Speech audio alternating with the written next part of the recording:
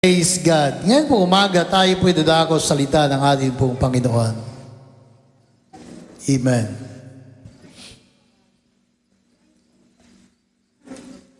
Tayo po'y may mga Biblia. Buksan po natin sa aklat po ng Lucas. Luke chapter 19. Hallelujah.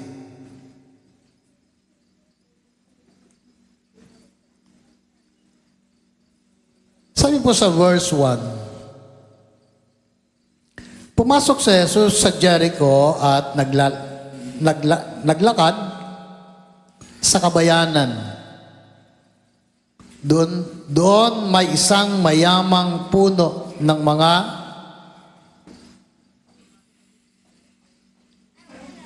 mga publikano na nagngangalang Sakeo. At pinagsikapan niyang makita sa Jesus upang makilala kung sino ito. Ngunit siya'y napakapandak. At dahil sa dami ng tao, hindi niya makita sa Jesus. Kaya patakbo siyang nagpauna at umakyat sa isang puno ng sikomoro upang makita sa Jesus na magdaraan doon. Pagdating ni Jesus sa dakong iyon, siya ay tumingala at sinabi sa kanya, Sakeo, bumaba ka agad sapagkat kailangan kong tumuloy ngayon sa bahay mo. Nagmamadali siyang bumaba at tuwang-tuwang tinanggap sa Jesus. Lahat ng nakita nito ay nagbulong-bulungan. Nakituloy siya sa isang makasalanan, wika nila. Tumayo si Sakeo at sinabi, Panginoon, ibibigay ko po sa mga dukha ang kalahati ng aking ari-arian. At kung ako'y may nadayang sinuman, 4 na ibayo ang isa sa uli ko sa kanya. Sinabi sa kanya ni Jesus, ang kaligtasan ay dumating ngayon sa sambahayang ito. Lipi rin ni Abraham ang taong ito, sapagkat naparito ang anak ng tao upang hanapin at iligtas ang naligaw. Pinagpala po ng ating pong Panginoon ang pagkabasa ng kanyang salita. Hallelujah. Glory to God.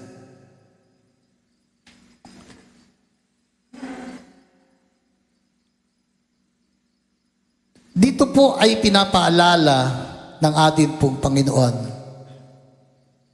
ang kanyang dakilang misyon. Ano po? Ano po ang misyon ni Lord?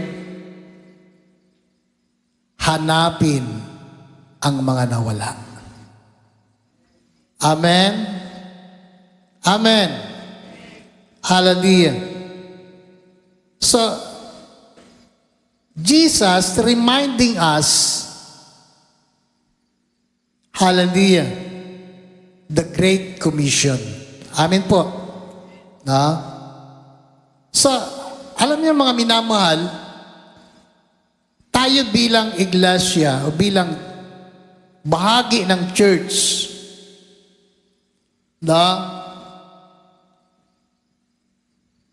sariwa pa sa aking kaisipan at pandinig yung lyrics ng isang kanta sa Bisaya, pangitaa ang mga nadula. Pangitaa ang mga nadula. Pangitaa, Ibig sabihin, hanapin. Sa salita po namin, salitang Hiligaynon or Ilonggo, pangitaa ang mga nadula. Sino ba kayong, ano bang hinahanap? Siyempre yung nawala. Amen. Sa buhay natin, mga minamahal, ibilang natin ang ating sarili. Isa tayo sa mga taong nawala na natagpuan ni Lord. Amen? Amen. Minsan din tayong nawala. Di ba? Kung babalikan natin ang atin pong panahon nang tayo po'y wala pa sa Panginoon, ano yung sitwasyon ng ating buhay? Diba? Yung buhay na wala tayo sa tamang direksyon. Diba? Ang isang taong wala sa Panginoon, ang buhay niya ay wala sa tamang direksyon. Kumbaga hindi natin alam kung saan tayo pupunta. Hindi natin alam kung saan talaga tayo tutungo. Hallelujah. Kasi nga, walang direksyon ang buhay natin. Kasi nga, wala pa si Kristo sa puso natin. Amen? Ngayon, alam na natin kung saan ang tungo natin. Alam natin kung saan tayo pupunta. Alam natin kung saan ang direksyon ng ating paglalakbay sa buhay na mayroon tayo bilang mananampalataya. Ngayon, tiyan po natin si Sakeo. Hallelujah. Pag narinig natin ang pangalang Sakeo, kagad naisip natin, isang taong tandak. Ano po? Maring Sakeo po, ang lahi niya ay lahi ng mga Unano. Sa atin sa Pilipinas, may mga kababayan tayo na ang lahi nila ay mababa lang. Katulad ni Dagol, di ba? Yun yung kanyang, ganun lang talaga eh. Kasi ng lahi nila. Tayo nga, medyo nasikatan lang araw, kaya tumagandangkad tayo eh. Di ba? Pero nakakatuwa. Di ba kayo natutuwa? Kayo isang Pilipino. Iba-iba man yung, kumbaga, lahi na natin, iba-iba na yung dugo natin, pero Pilipino tayo. Amen. So yung mga kababayan natin, na hindi na pagkaluuban ng medyo mataas na height, na mas kilala sila kung tawagin natin ibang Unano nga. So, ganoon ang kalagayan ni Sakeo. Pero, tapo natin, hindi matatawaran, hindi man siya pinagkaluuban ng Diyos ng height. Ano po? Pero, nakita po natin na naging matagumpay naman siya sa kanyang karera, sa kanyang buhay. Pagdating sa mga bagay na material. Bakit? Si Sakeo po ay isa sa mga regional director ng tagasingil ng buwis. Andiyan pa kayo? Tapos natin mga minamahal, hallelujah. Sabi dito, there was a man, their name Zacchaeus. He was a chief tax collector in the region. Pero mo, regional director ka. Hindi man siya yung pinaka-head ng mga tax collector o maniningil ng buwis, pero mataas ang kanyang posisyon. Pagka regional director ka, iginagalang ka ng mga tauhan mo. Mataas ang respeto na ibinibigay sa iyo. Amin po ba? Kasi may posisyon ka eh. Kung ang batayan at pamantayan ng mundo ay posisyon sa buhay. Punta tayo sa mga sa BIR. Minsan, pabalik-balikan sa BIR nung kayo maglakad ng bahay. Nakikita namin yung mga may position doon sa BIR, sa Marikina. Sa isip-isip ko lang, masarap ang buhay ng direktor. Masarap ang buhay ng pinakahid nila doon. Kung yun nga yung mga medyo may position dyan, makikita mo maganda ang kalagayan ng buhay nila At lalo pa yung pinakahid nila. Diba? Kasi kung pag-aralan natin sa mga naniningil ng buwis sa BIR, malaking pera ang pumapasok sa gobyerno, sa ahensya ng BIR. Diba? Kasi pag bumili ka ng property, halimbawa, bumili ka ng bahay, obligado kang magbabayad ng buwis. Capital gain tax. Ano pa? Ang daming tax doon At bawat tax doon, mayroong kakibat na halaga. Ay isang property lang, magkala 1 milyon, magkala agad ang yung capital gain tax doon. Laki. Kakuin, daming pera dito. Kaya, marami sa mga empleyado ng gobyerno sa BIR, natutukso sila na mangurap. Halimbawa, gusto mong mapabilis ang pag-transact ng iyong property, ay di, magpadulas ka. Diba, ganun lang yan sa gobyerno Sabihin niya naman, Pastor, hindi naman lahat. Hindi naman lahat. Totoo yun. Hindi lahat ng empleyado sa gobyerno ay korap. Andyan pa kayo? Hindi naman natin nila lahat. Pero, maging sa panahon ng ating pong Panginoon at maging sa panahon natin, nasa isip na ng mga tao yan At para bagang napakahirap, burahin sa kaisipan ng tao, pag ikaw ay empleyado ng BIR, kurap ka. Tingnan natin sa Sakeo.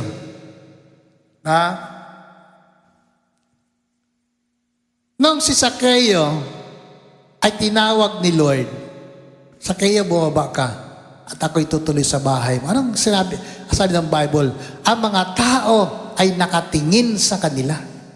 Nakatingin sa Kanya at sa Panginoon. Bakit? Ang isip ng maraming tao, si Sakeo ay isang kurap na tao. Pero bakit nakituloy sa Kanya ang Panginoon? Diba?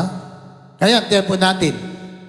Pumasok si Jesus sa Jericho at naglakad sa kabayanan. Dooy, may isang mayamang puno ng mga publikano. Kaya nga, pag sinabing publikano, maniningil ng buwis, isang taong masama, makasalanan. Yan kagad yung, yun, kasi may tinatawag tayo na prejudice, kagad-agad, na i-judge natin isang tao ayon sa kanyang posisyon. Di ba? Siyempre, ang paghatol naman, sabi ng Bible, kasalanan yun Amin po ba? Sabi ng Bible, judge not, huwag kayo humatol.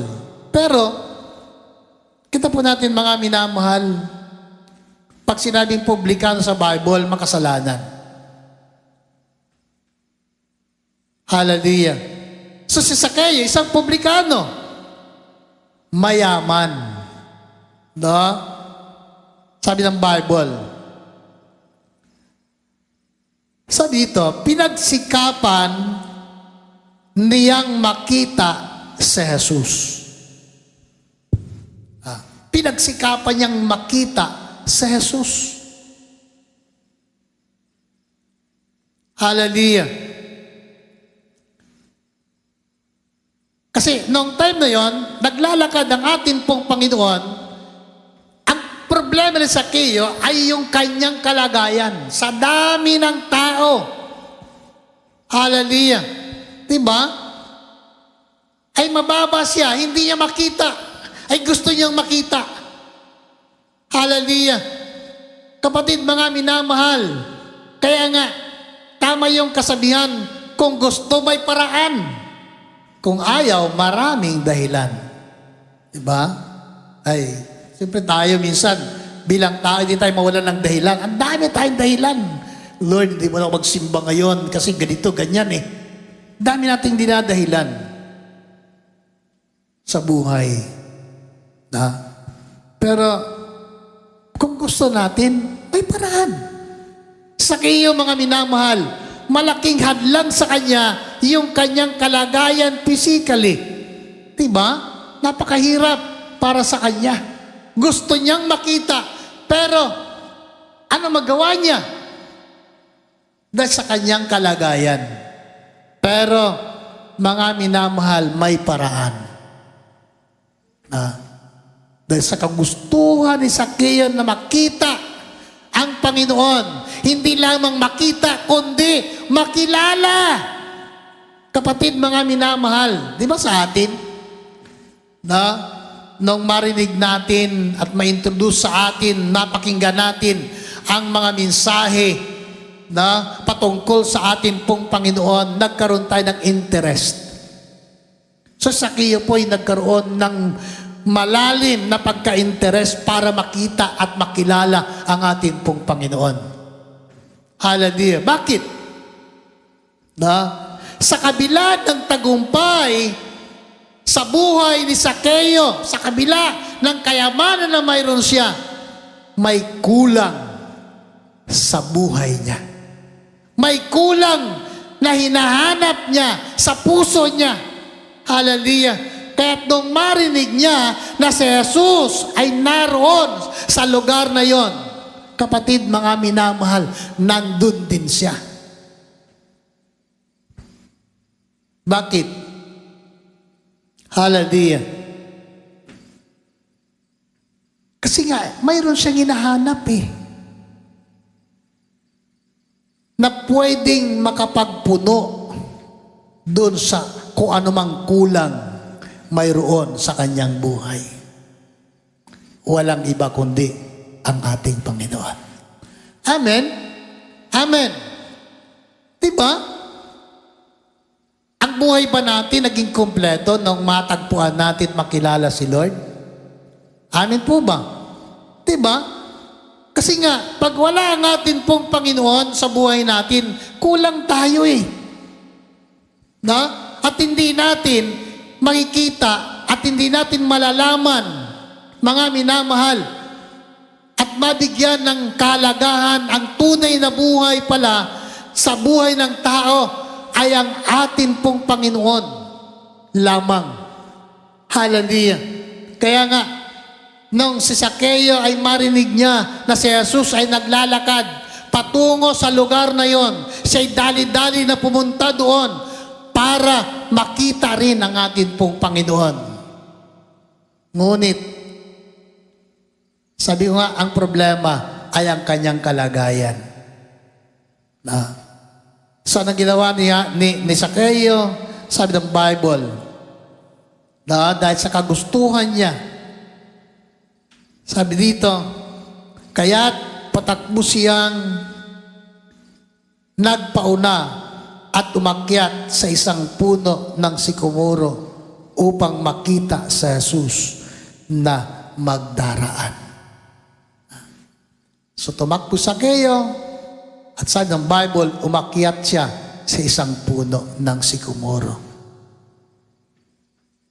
Hallelujah. Kung iisipin po natin, kung pagpalagay natin tayo sa keyo,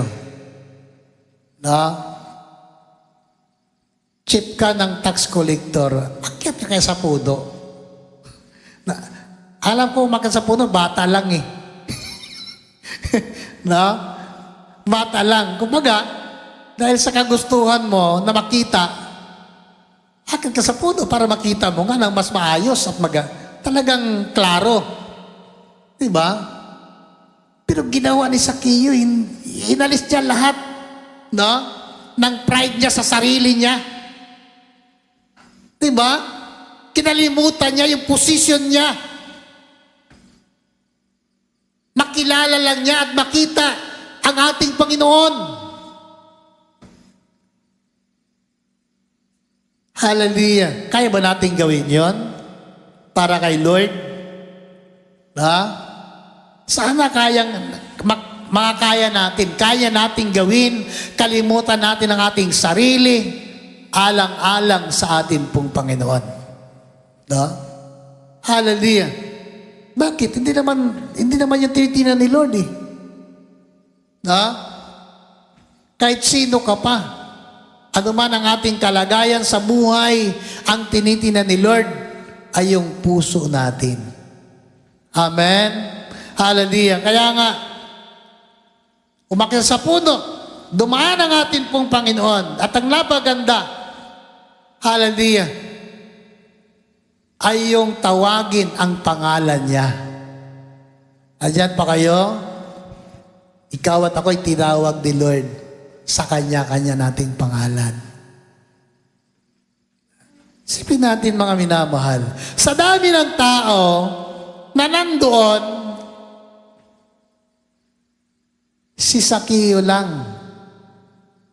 ang tinawag ni Lord mismo sa kanyang pangalan. Di ba ang ganda nun?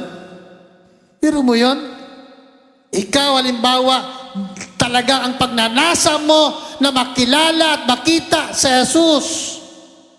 Hindi man lang sumagi sa kaisipan ni Zaccheo, kilala siya ng ating Panginoon. Katibo natin,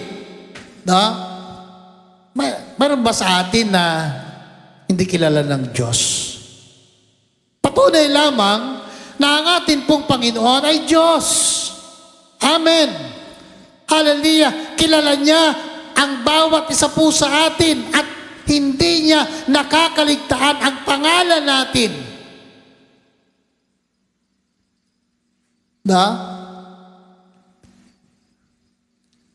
Kung ang ating Panginoon ay katulad ng tao, tao rin na katulad natin, hindi niya itatrato sa Zaccheo ng ganon. Diba? Ay, makasalanan yan eh. Kasi tayo, nakatingin tayo sa, ay, ayaw ko dyan. Masama ang ginagawa niya eh. Pero si Lord hindi eh. Bakit? Naparito ang ating Panginoon hindi para sa mga banal. Hindi para sa mga matuwid. Naparito si Lord para sa mga makasalanan. Hallelujah. Diba? Mahirap ba ang intindihin yun? Na ang atin pong Panginoon at tagapagligtas ay naparito hindi para sa mga matuwid. Kundi para sa mga makasalanan. Tayo, siyempre tayo, kinikilala natin, bawat sa atin ay makasalanan sa harap ng ating Panginoon. Amen? Kaya nga, walang sino mang nakaabot sa kaluwalhatian ng Diyos, sabi ng Bible eh. Hallelujah. Kaya pagtapat ng ating pong Panginoon, sabi ng Bible, pagdating ni Jesus sa dakong niyon, siya ay tumingala at sinabi sa kanya, Zaccheo! Hallelujah! Diba, parang tamis-tamis, na marinig mo mula sa labi ng ating Panginoon. Ang iyong pangalan ay tinawag ng ating Panginoon. Hallelujah. Ibig sabihin, espesyal si Sakeo sa mga tao na nandoon. Kapatid, mga minamahal, patunay lamang ng sinasabi ng Biblia na ang Diyos ay Diyos na walang itinatangi na tao.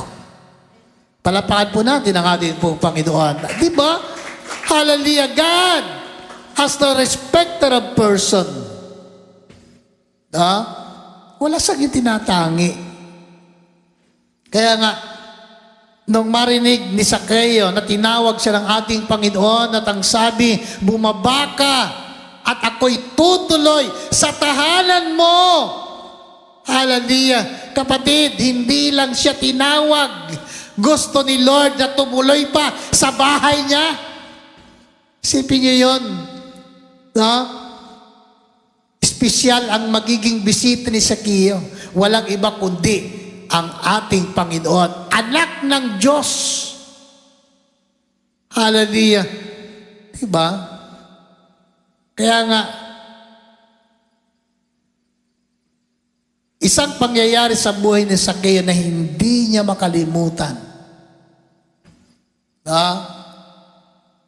Ay nung oras na siya'y tinawag ng ating Panginoon. At gusto ni Lord tumuloy sa kanyang tahanan. Kapatid, mga minamahal, sa ating kalagayan, hayaan natin si Lord tumuloy din sa mga tahanan natin. Amen? Tumuloy si Lord. I-welcome natin si Lord sa ating mga tahanan. Amen po ba? Yung tahanan na pinaghaharian ng pagmamahal, tahanan na pinaghaharian ng kapayapaan. Gusto ba natin yon? Hallelujah. Si Lord gustong-gusto tumuloy sa tahanan ng bawat sa atin. Diba? Kung si Sakeo ay gayon na lamang ang kanyang pagnanais na makilala at makita ang ating Panginoon, si Lord, ganun na lamang ang kanyang pagnanais na tumuloy sa tahanan ni Sakeo sa araw na yon. Kaya nga Sakeo, mula doon sa punong Sycamore, bumaba at lumapit sa ating Panginoon. Kapatid, mga minamahal, anong nangyari? Ang mga tao ay nagtinginan at nagbulong-bulungan. Makasalanan ang taong ito. Bakit? Diba? Ano sabi ng Bible? Nakituloy siya sa isang makasalanan, wika nila. Hallelujah. Diba? Ang hirap Sakeo na harap-harapan, talagang pinariringgan siya na isang taong makasalanan na para bagang wala na siyang pag-asa sa buhay. Hallelujah. Ang makasalanang tao ba walang pag-asa? Mayroon. Diba? Amen. May pag-asa.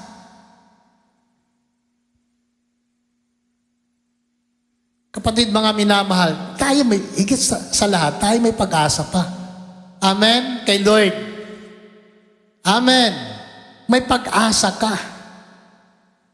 Kung si Sakeo nga, hindi nawala ng pag-asa sa buhay, na makilala niya ang atin pong Panginoon at ito'y nagkaroon ng katuparan. Kapatid, mga minamahal, nakita po natin, naramdaman ni Sakeo sa sarili niya ang pag-ibig ng Diyos. Ano po naging nangyari? Sabi ni Sakeo, tumayo si Sakeo at sinabi, Panginoon, ibibigay ko po sa mga dukha ang kalahati ng aking kayamanan. Hallelujah.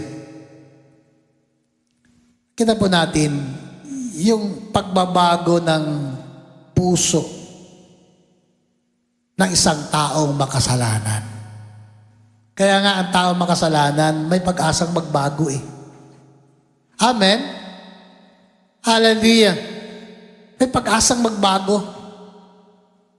Sa kiyo eh, nakita natin gaano man kasama na maaari sa kayo, guilty siya sa buhay niya eh. Alam niya, marami siyang taong dinaya sa pagsingil ng buwis. So ang paraan para mapatawad siya ng atin pong Panginoon, ang paraan para makalaya siya, diba?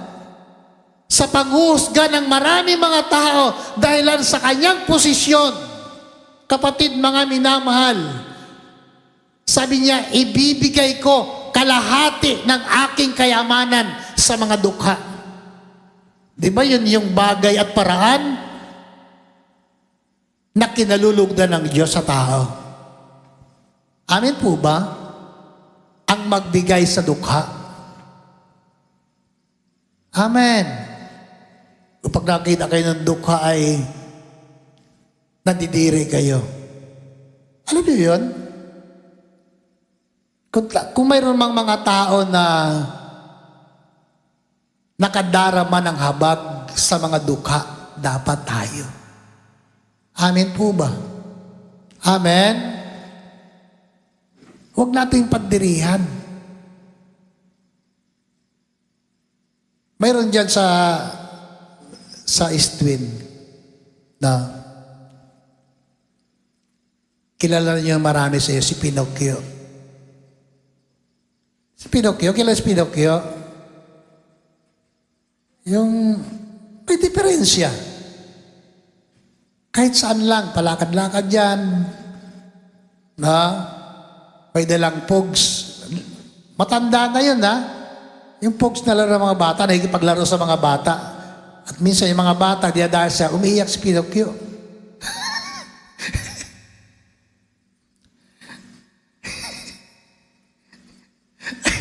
Ay malimit dyan na nasa bahay. Kasi may tita sa dyan sa bahay, si Pastora. Tita! Kako may pamangkin ka, oh. Nandun kami sa munisipyo, nung mag-renew kami ng aming permit sa tindahan at sa school. Paglabas na ni Pastora at ni Justin, dumaan si Pinocchio, tinawag siya, Tita! Daming tao. Ay, lumapit sa kanya si Pinocchio, nag-bless sa kanya, pati kay Justin, nag-bless na rin. Oh. Ayaw mo pa yun? Kinikilala ka, tita kanya. Kaya pag dumaan sa bahay yun, at si tita, nahanap pa na pamangkin mo. Ay, magbibilis siya eh.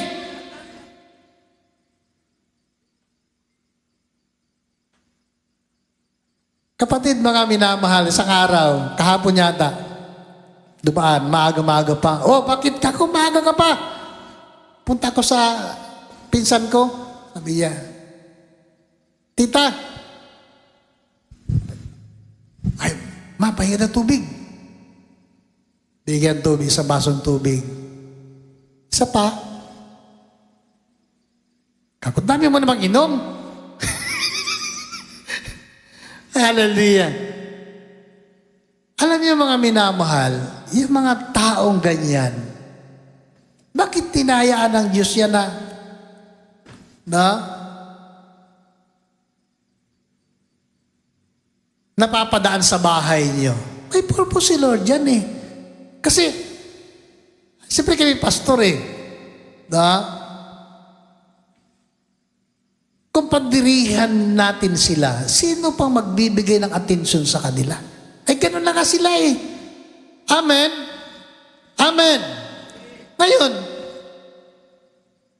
Hinahayaan ng Diyos yan para ituwid yung sarili natin, yung buhay natin. Magkaroon tayo ng habag sa kanila. Amen. May padama natin sa kanila na sila'y mahalaga din bilang tao. Oh. Si Ryan nga, hanap ko 2 linggo na. Nawala dito. Nahanap nyo rin? O nainis na kayo kasi habang ako nagasalita din siya doon sa upuan. Hinahayaan ng Diyos yan na magkaroon tayo ng mga ganyan. Ha? Para ituwidin natin ang sarili natin at pasalamat tayo kay Lord. Hindi tayo katulad nila na may kakulangan sa buhay. Nandiyan pa kayo? Diba? Pasalamat tayo sa Diyos, normal tayo. Amen? So, kita po natin si Sakeo. Alam ni Sakeo, ang isang bagay na nakakalugod sa Diyos ay ang pagbigay sa mga dukha. Tayo mga Muslim, mas gusto nila magbigay sa mahirap kaysa kamag-anak. Kasi yun ang alam nila eh. Yun ang turo sa kanila. Yun ang doktrina sa kanila. Magbigay sa mahirap.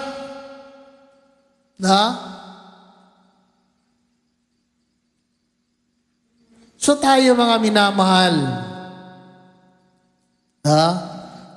kung may pagkakataon na tayo po magbigay o makatulong sa na mahihirap, bigay natin.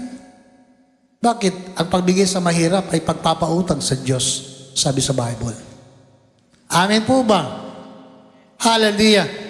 So, kaya tumayo sa Sakeo, nakatulong sa tao eh, sa kanyang posisyon, sa kanyang kalagayan. Kaya sinabi niya sa Panginoon, Panginoon, kung may ang kalahati ng aking kayamanan, ibibigay ko sa mga dukha. Sipin niyo yun? Kung paano na bago ang puso ni Sakeo nung makilala niya, ma-meet niya ang Panginoon, harap-harapan. Hallelujah. Hindi siya nagatubili ng kayamanan, kalahati ng kanyang kayamanan ay ibibigay niya sa mahirap. At kung may nadaya ko sa paniningil ng buwis, sa harap ng mga tao, sinabi niya, ibabalik ko sa kanya 4 na ibayo. Hallelujah. So nakita po natin na yung kaibahan na yung pagbabago na nangyari sa isang tao nung makilala niya ang ating Panginoon. Baliwala sa kanya ang kanyang kayamanan. Bakit? Higit pa sa kayamanan ang kanyang nasumpungan. Amen? Higit pa sa kayamanan ang kanyang natagpuan sapagkat nakilala niya ang ating Panginoon. Hallelujah, na pinagmumulan ng tunay na buhay, buhay na ganap at kasiyasiya ang dulot at kaloob ng ating pong Panginoon sa kanyang mga anak.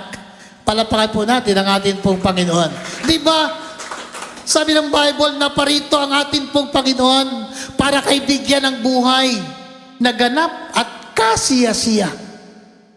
At yun yung buhay na nasumpungan ni Sakeo nung makilala niya ang ating pong Panginoon. Hallelujah. Diba? Oo nga naman.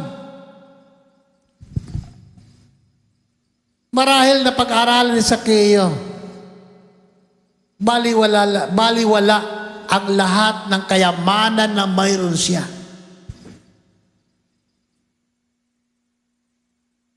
Sapagkat ito'y mga bagay na pansamantala lamang. Amen? pinaka-importante sa Kanya ay si Kristo, ang ating pong Panginoon. Sana ganun din po sa atin. Amen? No? Hallelujah. Kaya, sabi dito, at sinabi sa Kanya ni Jesus, ang kaligtasan ay dumating ngayon sa sambahayang ito. Hallelujah. Lipi rin ni Abraham ang taong ito. So nakita po natin mga kapatid, yung tagpo at pangyayari sa buhay ni Sakeo. Hindi na sayang yung kanyang pagsisikap na makita at makilala ang ating Panginoon.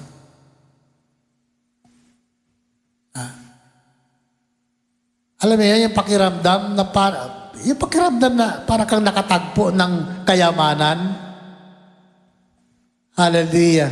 Sino dito nakatagpo na ng kayamanan? At sinong gusto makatagpo, huwag niyo nang pangarapin.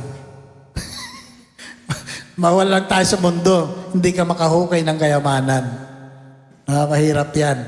Pero alam mo yun, higit pa sa kayamanan ang nasumpungan ni Sakeo. Amen? Amen. Sapagkat ang ating pong Panginoon, ang Diyos, anak ng Diyos, siya nagmamayari ng lahat ng bagay. Amen po ba? Amen. Hallelujah. Na ang ating pong Panginoon, kaya niyang ibigay kung ano man ang kailangan natin. Hallelujah. Kaya nga, si Sakeo, hindi niya pinanghinayangan ang anuman ang mayroon siya sapagkat alam niya na hindi ito makapagbibigay ng ganap na kasiyahan sa buhay ng tao. Diba? Hindi lahat ng bagay ay kayang bilhin ng pera. Diba? Lalo na yung ating relasyon sa Panginoon. Hindi yan kayang bayaran ng pera at salapi. Hallelujah. Kaya nga, dito, sinasabi ng Bible, sapagkat naparito ang anak ng tao upang hanapin at iligtas ang mga naligaw. Tayo bilang mga mananampalataya, malaki po ang ating bahagi sa misyon ng ating pong Panginoon. Ipinakita lamang dito ni Kristo na siya'y Diyos na walang itinatangi. Sino man, ano man ang kalagayan ng tao, mahalaga, ipadama natin ang pagmamahal ng ating pong Panginoon. Amen? Hallelujah. Sapagkat ito yung bahagi natin sa kaharian ng ating pong Panginoon. Diba? May isang kapatiran na isang nanay na napuntahan ng isang vlogger. Talagang hirap ang kanilang buhay.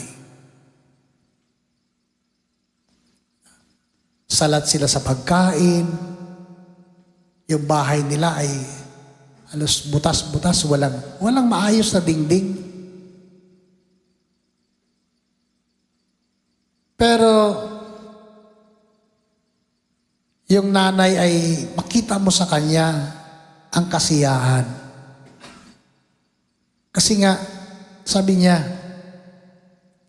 kahit naghihirap sila, nagagawa niya na maglingkod sa Panginoon, sumunod sa kalooban ng Diyos. Magbahagi ng mga mabuting bagay at salita ng Panginoon sa iba. Kahit sa kabila ng kanilang kahirapan na nararanasan. Kaya, Sabi nga nung isang vlogger na anak din ng pastor, nakaka-bless kayo, Nay. Kahit hirap na kayo, nagagawa nyo pa ang mga bagay na nais ipagawa ng Diyos. Diba? Kasi yan yung bahagi niya eh. Doon siya nagiging masaya. Ay ganun, kahit na nahirapan ka, pero yung kasiyahan na dulot ng atin pong Panginoon, hallelujah, iba ang galak galing sa Diyos. Amen? Iba yung kasiyahan na kaloob ng atin pong Panginoon sa kabila na ikaw ay salat sa buhay. Na? Kaya nga, sabi ng nanay, salamat sa Panginoon. Kasi nga, dininig ng Diyos ang aking panalangin.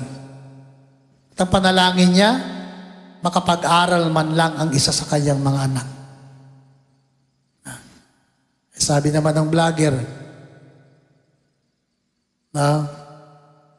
huwag na kayo mag-alala, Nay, nandito na kami. Alam niyo yun? Ang Diyos, yung paraan ng atin pong Panginoon para katagpuin yung pangangailangan natin. Hallelujah. May iba't ibang paraan ng Diyos. Amen? Kaya nga, anuman ang ating kalagayan, kahit sa gitna ng kahirapan na ating nararanasan, huwag nating kalimutan na ibahagi si Lord sa iba. Ibahagi ang pag-ibig ng ating pong Panginoon sa ating kapwa, sa ating kapitbahay, sa mga tao na nangangailangan ng pagkalinga ng ating pong Panginoon. Diba? Minsan iisip natin, katulad ni Zaccheo, mayaman na siya, hindi niya kailangan. Hindi. No? Higit na kailangan nila ang ating Panginoon. So nakita po natin, nung mabago ang buhay ni Zaccheo, nabago ang kanyang kaisipan, nabago ang kanyang pananaw. Nagkaroon siya ng malasakit, nagkaroon siya ng kabigatan para sa pangangailangan ng ibang tao. Hindi katulad nung wala pa ang Panginoon sa kanyang buhay, wala siyang pakialam. Ang iniisip niya, basta kumita siya at magkaroon siya ng maraming kayamanan. Hallelujah. Pero nung nabago ang kanyang buhay, nung makilala niya ang atin pong Panginoon, walang kwenta para sa kanya ang kayamanan niya. Kaya nga ibabalik niya sa mga taong nadaya niya. Nandyan pa kayo? Kaya nga, tayo bilang mga anak ng Panginoon, mahalaga sa atin ang katapatan. Amen? Kahit sa maliit na bagay lang. Hallelujah. Kahit sa maliit na bagay. Tayo ba, pagka tayo bumili sa tindahan at ang sukli sobra, binabalik ba natin? Amen? Amen. Ibalik natin. Mahirap kainin yung ating binili, tapos nagkamali ng sukli yung ating binilhan, makain ba natin yon? Bakit hindi tayo mabusog nun eh? Siyempre pag-anak tayo ng Diyos, kahit sa maliit na bagay, kahit piso, 2 piso, na sobra, ibalik natin. Amen. Pag nagbayad ka ng pamasahe sa jeep, at sobrang sukli, baka manahimik ka na lang. Sayang pa ito eh. Diba? Iba pag Kristiyano tayo. Iba pag anak ka ng Diyos. Amin po ba? Hallelujah. Kaya nga, si Zaccheo, nung mabago ang kanyang buhay, dahil si Kristo'y dumating sa kanya at tumuloy sa kanyang tahanan, baliwala sa kanya ang mga bagay na mayroon siya. Sapagkat tatagpuan niya ang pinakamahalaga, walang iba kundi si Kristo. Palapakan po natin ang ating pong Panginoon. So, tayo bilang mga anak ng Panginoon, tayo bilang iglesia, mayroon tayong misyon. Amen? Diba? Hindi lang offering, nagbibigay tayo ng ating mission offering. Kailangan po natin yan. Mayroon tayong mga church na tinutulungan. Sa Mindoro, mayroon tayong maliliit na mga simbahan. At mga manggagawa na talagang salat sa mga bagay na material. Kaya nga, magbigay tayo ng ating mission. Iyong halaga na ibibigay natin, malaking tulong sa gawain ng ating pong Panginoon. Amen? Na? At yung kaluluwa na maabot nun, bahagi ka. Amen po ba? Diba? Hindi ba natin magawa na pumunta ng mga remote na lugar sa Mindoro para magmisyon. Pero yung halaga na ating naiabot sa kanila ay malaking bagay para sa kanila. No? Sapagkat yun ang misyon ng ating pong Panginoon. Di ba? Galing sa langit, bumaba sa lupa para lang hanapin ang mga nawala. At ngayon, ikaw at ako'y natagpuan ng Panginoon. Manong maging bahagi din tayo para sa kaligtasan ng iba. Gusto ba natin yon? Amen. Sa linggo, Mission Sunday po natin. Amen po. Hallelujah. Maglaan tayo ng halaga para sa ating mission. Hallelujah.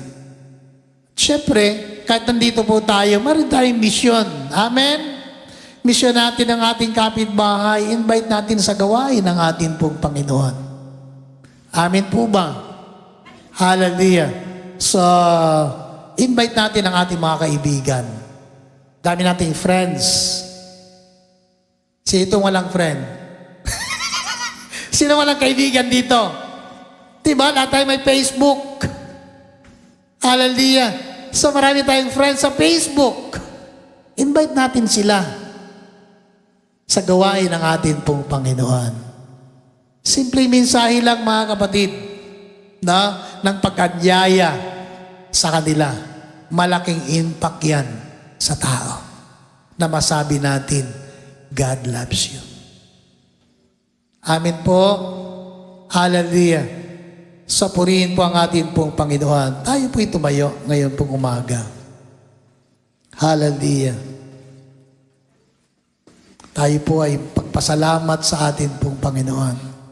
Siyempre, ang kaligtasan na mayroon tayo, sabi nga, huwag nating sarilinin. Amen? Dati ang araw at panahon, sabi nga po, na hahanapin ni Lord sa ating mga kamay. Sa ibang salita, sisingilin tayo ni Lord sa ating mga kamay ang dugo ng mga tao. Kaya nga, simulan natin sa puso natin. Magkaroon tayo ng desire at pagnanais na gamitin ng atin pong Panginoon para ibahagi sa ating kapwa ang pag-ibig at pagmamahal ng atin pong Panginoon. Kailangan tayo ng tao. Kailangan tayo ng mundo. Amen.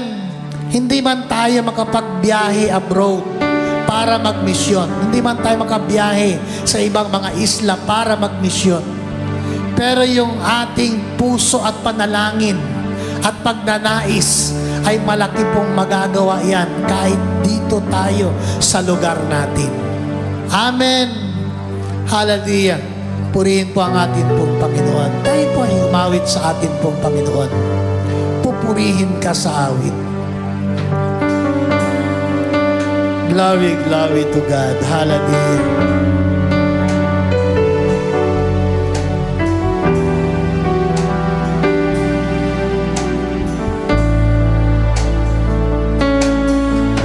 walang hanggan.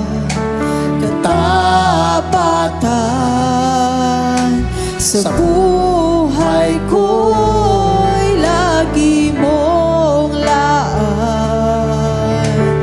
Narito Dahil sa biyaya mo, habang buhay magpupuri sa iyo. pupurihin ka sa awit, itataas ang aming tinig, Itatanghal sa buhay ko'y tanging ikaw, O Diyos. higit pa sa kalangitan, ang iyong kalwalhatian, kadakilan mo'y di mapapantayan. Minsan pa, Walang hallelujah. katapatan Sa buhay ko'y lagi mong laan. narito dahil sa biyaya mo, habang buhay magpupuri sa iyo. pupurihin ka sa awit, itataas ang aming tinig, Itatanghal sa buhay ko'y tanging ikaw, O Diyos. higit pa sa kalangitan, ang iyong kalwalhatian, kadakilan mo'y di mapapantayan. Jesus, sa'yo Ang kapurihan, kalwalhatian, at magpakailanman. Oh, Jesus, sa'yo. Jesus, sa'yo Hallelujah. ang ngalan, Kapangyarihan, ngayon at magpakailanman. Oh, Jesus, sa'yo. Jesus, sa'yo ang kapurihan, kalwalhatian, ngayon At magpakailanman. Oh, Jesus, sa'yo. Jesus, sa'yo ang karangalan, Glory, glory to God. kapangyarihan, Hallelujah. ngayon Ano, itaas natin ang ating mga kamay magpakailanman. para sa Panginoon. Pupurihin ka sa awit, Pupurihin ka sa awit, itataas ang aming tinig, itatanghal sa buhay ko'y tanging ikaw, O Diyos. Higit pa sa kalangitan, ang iyong kalwalhatian, kadakilan mo'y di mapapantayan. Hallelujah. Yes, Lord. Glory, glory to God. Hallelujah. Dakila at mapagpala namin Diyos ngayon pong umaga. Minsan pa, Panginoon, ay aming ipinagkakatiwala sa inyo ang aming buhay.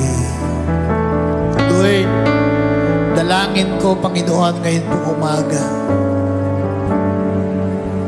Patuloy, Panginoon, na iunat mo ang iyong mapagpalang kamay sa bawat isa po sa amin. Hallelujah. And Lord, I pray, O God, bigyan mo, Panginoon, ang bawat isa po sa amin ng boldness. Hallelujah. Bigyan mo, Panginoon, ng katapangan. Hallelujah. Upang aming ibahagi sa aming kapwa na may kalakip na pag-ibig na nagmumula sa inyo, ang iyong pagmamahal para sa lahat ng tao. Lord, salamat.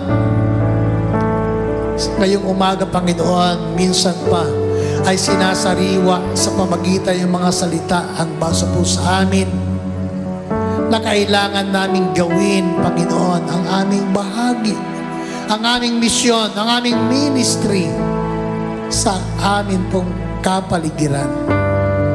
Hallelujah. Lord, dalangin ko nga po, Panginoon, sa bawat isa. Panginoon, ngayong umaga, nawa, gamitin mo ang iyong mga anak. Gamitin mo ang bawat isa sa amin na narito sa lugar na ito. Hallelujah. Upang abutin, Panginoon, ang mga tao. Abutin dakilang Diyos ang kanilang kalagayan, ang aming komunidad, ang mga taong nakapalibot sa amin dakilang Diyos. May bahagi ng bawat isa ang iyong salita at ang iyong pagmamahal dakilang Diyos. Hallelujah. Panginoon, gamitin mo ang iyong mga anak. Gamitin mo ang bawat bata, kabataan at mga magulang sa lugar na ito. At nainiwala mo kami dakilang Diyos. Hindi lang ang bilang na ito, Panginoon, ang magtitiwala at maglilingkod sa inyo at mababago ang buhay. Lord, salamat. Sangkapan mo na yung banal na Espiritu ang bawat isa po sa amin. Hallelujah. Salamat. Baguhin mo ang aming mga puso at kaisipan at magkaroon kami ng isang malawak na pangitain sa buhay na naglilingkod sa inyo upang magawa namin ang nais mo para sa aming kapwa. Hallelujah. Lord, salamat po. Pagpalain mo, Panginoon, ang iyong mga anak. I-bless mo ang kanilang sambahayan, ang kanilang pamilya, ang kanilang mga anak, Panginoon. Ingatan mo ang bawat isa at patuloy, Panginoon, na pag-isahin mo ang pananampalataya ng bawat pamilya in the name of Jesus Christ. Lord, dalangin namin, Panginoon, patuloy na pagpalain mo ang medical mission sa Mindoro, dakilang Diyos. Hallelujah, na maraming mga tao makakilala sa inyo at maabot ng gawain ito. Hallelujah. Salamat, dakilang Diyos. At nawa, Panginoon, patuloy ng pagmamahal mo ay patuloy na maipaabot sa lahat ng tao. Hindi lamang dito sa Mindoro, dito sa Montalban, sa iba pang parte ng Pilipinas, dakilang Diyos. Lord God, gamitin mo, Panginoon, ang iyong mga anak. Gamitin mo ang bawat isa. At Lord, salamat po. Gabayan mo po kami sa araw-araw sa lahat ng aming mga ginagawa. Lord, mangibabaw ang pag-ibig sa bawat isa. At patuloy, Panginoon, ng sambahayan ng iyong mga anak ay patuloy na maghari ang kapayapaan dulot ng iyong diwang banal. Ingatan mo kami sa iyong pag-uusay mga tahanan, ang kagalakan at kapayapaan ay manatili sa iyong mga puso. Sa pangalan ng Ama, ng Anak, at sa pagkikipisan ng iyong banal na Espiritu, lahat ng anak ng Diyos magsabi ng Amen. Praise the Lord. Magandang tanghali po sa bawat isa. God bless you. Hallelujah.